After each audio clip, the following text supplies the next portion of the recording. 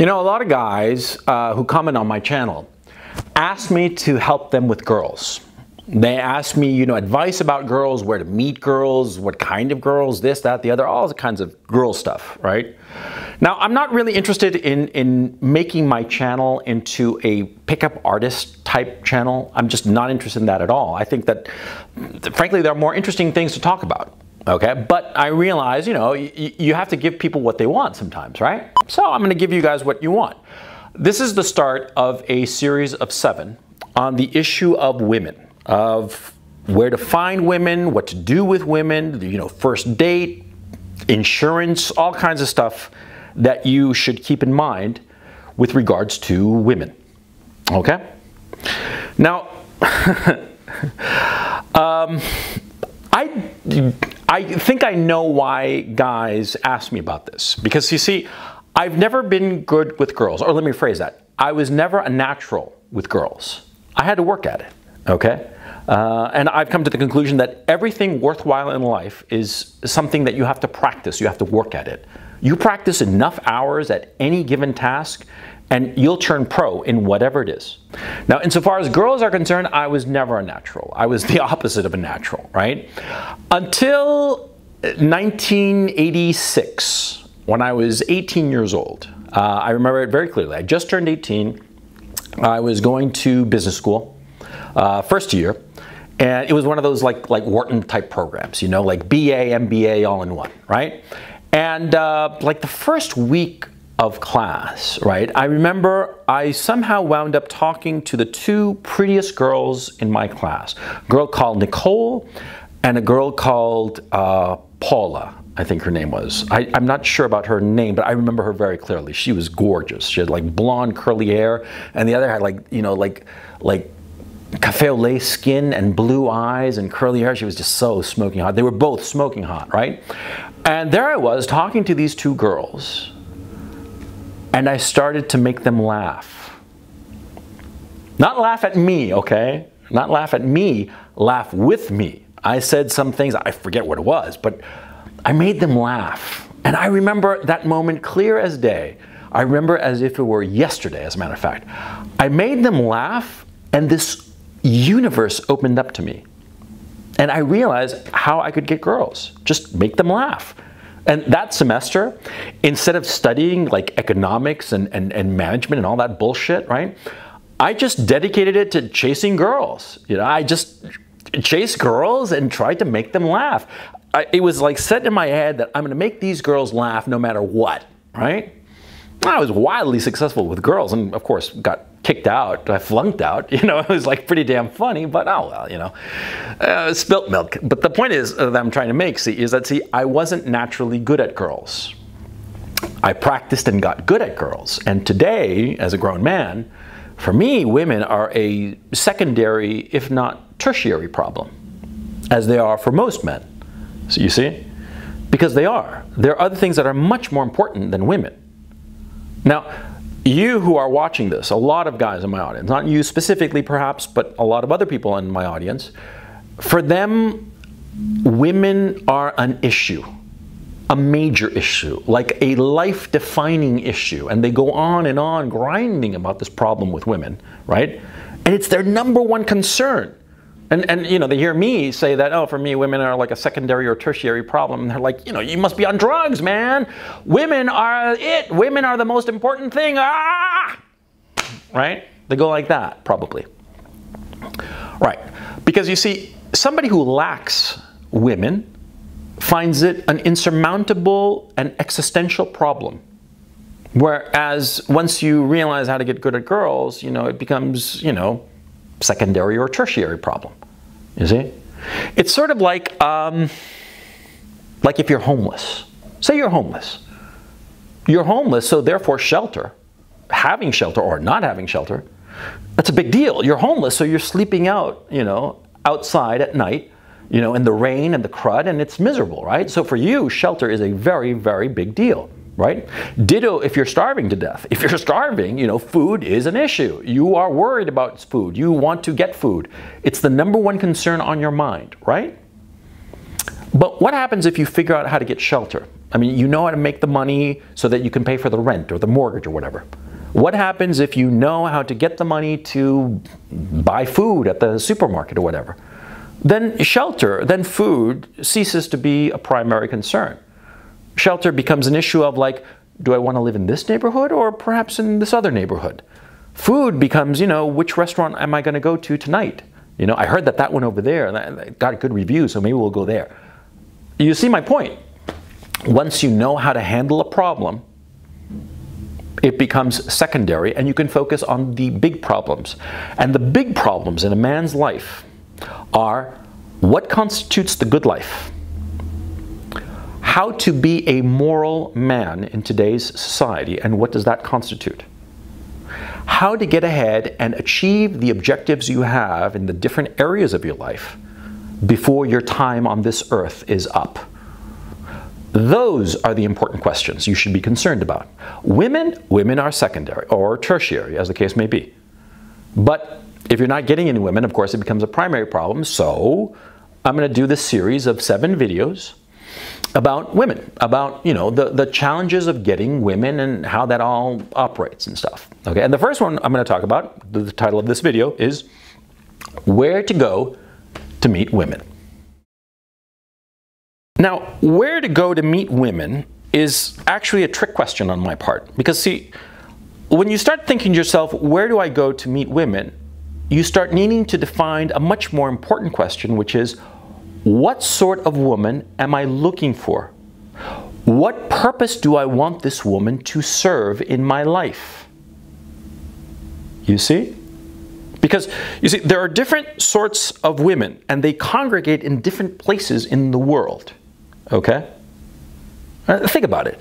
You see, a lot of guys who don't know much about women say that, you know, you find women at clubs, at dance clubs or singles bars or some shit like that. And I'm like, no, you don't find women there. I mean, of course, you do find women. But the women who are there, why are they there?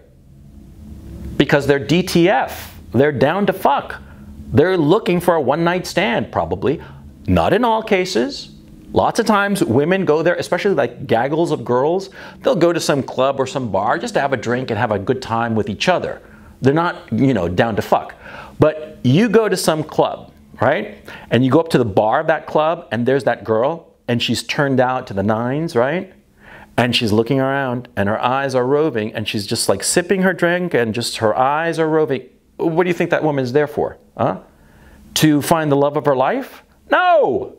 She's there to fuck. She's looking for a one-night stand. That's why she's there, right?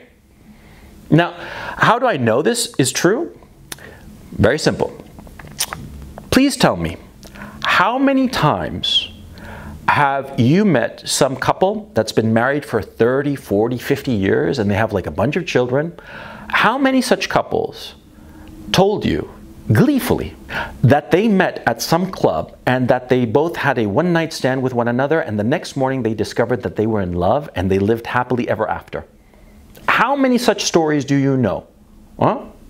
5, 10, 20, 30? Because me personally, I don't know one story that sounds like that. Not a one. And I will bet you that those couples who actually, you know, do get married and have kids and get married and stay married for 30 and 40 years, who actually did meet at some club where they were looking for a one-night stand, I bet you that out of sheer embarrassment, they don't admit it. They probably lie. Yeah, of course, because it's embarrassing. You know, nobody wants to have that story. Oh yeah, you know, I picked her up, it was a one-night stand, and she was all right, so I married her. What the fuck, right? Okay, so at some club, you're not going to meet the girl who's going to be the love of your life, okay? You're going to meet some girl who's down to fuck, right? That same girl might want to have kids and settle down and have a family and all the rest of it, but at that moment, that's not what she's looking for. At that moment, she's looking for cock, okay? So if you're looking for pussy, go there, yeah. But you see the problem that I'm trying to highlight. You see, you have to figure out what sort of woman you want. And once you have defined her, then you start figuring out where you're going to find that sort of girl. You see what I'm saying? And the fact of the matter is, you see, no matter what sort of girl she might be, there is always a place where you will find such a girl. such sorts of girls, okay? For example, suppose you want to meet a nice, chaste girl, you know, between the ages of 18 and 25, who wants to have several children and get married and live happily ever after and be a stay-at-home mom. Where would you go to find such a girl? I can tell you 2 places right off the bat where you can find such a girl. Church groups, definitely. Church groups, girls who are church-going and who help out and do volunteer work for their church, whatsoever that church may be. You're going to find lots of those girls, and they all have the same mentality. They're usually very chaste, usually very interested in children and having a family, okay? You can find them there. Say that you're a secularist, right? Where would you find the same sorts of girls? Well, what sort of girl will go to university who really, really likes children? Early education girls, you know, the girls who go to college to learn how to be, you know, preschool teachers, those kinds of girls, right? You're going to meet them there, right? You see what I'm saying? You see how I'm helping you, or I hope I'm helping you to think through the problem. Figure out the kind of girl that you want to be with, and then figure out where that sort of girl is going to congregate. You see what I'm saying? Like, say you want to meet like some really, really sharp girl, some really smart girl, like a professional girl. Now, where would such a girl go? She would likely go to a gym, or even better, a place that's been, you know, very fruitful for me, yoga classes. Oh yeah, I was living in one city one time, major city, and it doesn't matter, it was Paris. Okay, this was 2011, 2012. I was living there and I didn't really speak French, okay? And so, and I wanted to meet people. And some friend of mine told me, you should go to yoga classes. I was like, okay, I'll go to yoga class. I'd never gone to yoga class. So I went, you know, and I bought the stupid mat and the whole shit. And I went to a yoga class, and holy cow, you know, all the girls were pretty good looking. And there were different age groups at different hours of the day. See, like in the morning, like, you know, 10, 11-ish, you know, you'd get the married women or the divorcees who were, you know, like in their 40s, late 30s, 40s, trying to stay in shape. But like the young professionals, they'd wind up going like at 6, 7 p.m. That's when I started going, right? Yeah, they were all over the place, you know. Young, very attractive, very, very in shape, you know, doing all that yoga and shit, right? Of course they were hot. Of course they were like, you know, and they were interested in me because I was funny, because, you know, I'd learned the lesson, right? But the point I'm trying to make, see, you go to different places depending on the sort of woman that you're looking for. There is not one spot on this earth where you're going to find every woman. It's impossible. You have to go where you will find the kind of woman that you are looking for. Think of it like hunting, because in a sense, you're hunting for women, right? Okay, so how do you hunt? Let's say that you want to hunt, I don't know, you want to hunt a giraffe, okay? Okay, I just said it, so I'll go with it. Okay, you want to hunt a giraffe. So where do you go to hunt a giraffe? Do you go to the North Pole? No, because you're going to find polar bears, but no giraffes, right? Do you go to the Amazon? No, you're going to find crocodiles, but no giraffes. Do you go to the African savanna to find giraffes? Yes, because that's where you'll find giraffes, in the African savanna. And I'll bet you'll find them close to some watering hole or some oasis or something like that, right? Of course. And where do you find crocodiles and alligators? You find them in swamplands, right? You see what I'm trying to say here? Again, you know, I'm not being very articulate, you know, because the camera starts and I sound like a fucking idiot, at least to myself, you know, so fuck it. You know, this will have to do. But the point I'm trying to make here, and it's a very simple point, don't go to a club. A club, you're going to meet one kind of woman, a girl who's down to fuck. But if that's not what you're looking for, don't go there. I never go to clubs, personally. I've never been good at clubs, okay?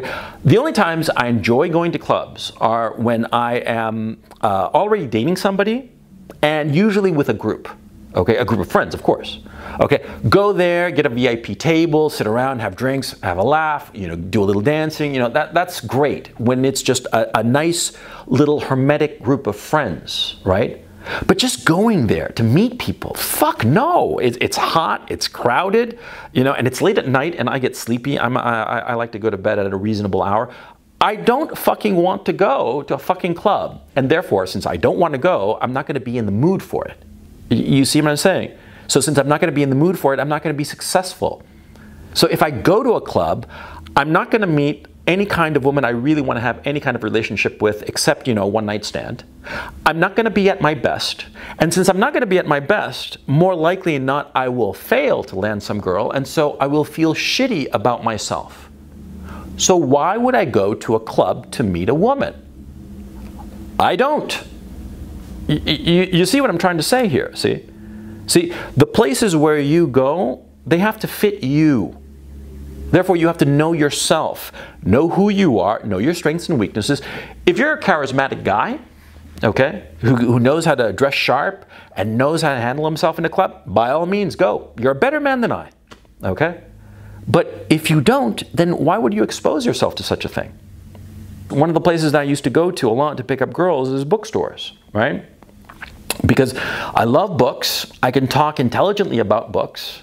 You know, so it didn't seem I was a fraud just at some bookstore just to pick up some girls, right? And you know, lo and behold, I'd get a couple of numbers and there I'd have a first couple of dates, right? It was easy, okay? Because the bookish girls go to bookstores. You know, some girl who's sitting on the floor at a Barnes & Noble with some book open in front of her on her lap, right? And a stack of books next to her that she's gonna buy, you know, and you're bookish. Well, how do you think this is gonna work? Well or badly? Probably very well. You see what I'm saying? And some girl at some club, you know, some empty-headed little bimbo who doesn't know shit from Shinola, you think that that girl, you know, is going to connect on an emotional and intellectual level with you? Huh? Chances are not, right? Right. See what I'm saying? Figure who you are. Figure the sort of woman that you want to get. And based on those factors, find out where that sort of woman is going to be. Okay? Now there's also the online issue, okay? Now online, I'm not that familiar with it, okay? My thinking is as follows. See, a lot of times the online shit, it benefits those people who are photogenic, you know? Those people who aren't photogenic, who, you know, who are just average looking, they don't do particularly well in like Tinder and shit like that. Because those apps, they favor people who look good in pictures. I mean, I look like shit on a video. Look at me, you've seen my videos. How do I look? Do I look good or bad? Would you like to have sex with me based on my videos? Yes or no? Huh? I'm guessing not, right? Right, you know, I don't look good on video, okay? I don't look good on camera, okay? So I wouldn't use those apps. I'm just saying this to emphasize the point, okay? Because sometimes the point has to be emphasized so it's really, really fucking clear. Know who you are, your strengths and weaknesses. Know what sort of woman you're looking for. And then go to where that sort of woman will congregate. It's very simple. Now, I'm doing the series, and on the one hand, I don't know about doing the series, quite frankly, but I realize it's an important thing because a lot of guys waste way too much goddamn energy on the female issue. It's a simple problem. Women are simple. I'm going to be going through women in the next, you know, well, this is the first one, so in the next 6 episodes. But I just want you to be clear about something. Finding a woman is not rocket science. And do you know how I can instantly prove this? Very simple. There are relatively few rocket scientists on this earth. But there are 7 billion people on this earth, and each and every one of them was the product of some man and some woman getting together. Simple as that. It's not more complicated than that. It is simple. If you recognize that it is a fundamentally simple problem, and it is a problem that you can easily solve, then women become a secondary issue, and therefore you can focus on the really important things in life. Okay? Okay.